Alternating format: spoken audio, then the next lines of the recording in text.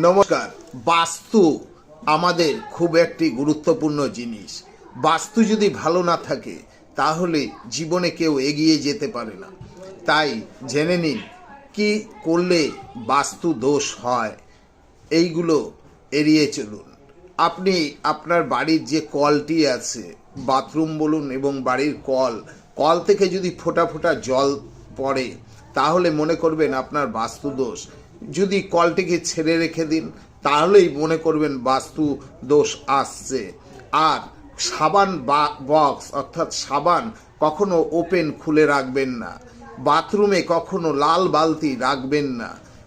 কখনো ভিজা জামা কাপড় বালতির মধ্যে জমিয়ে রাখবেন না।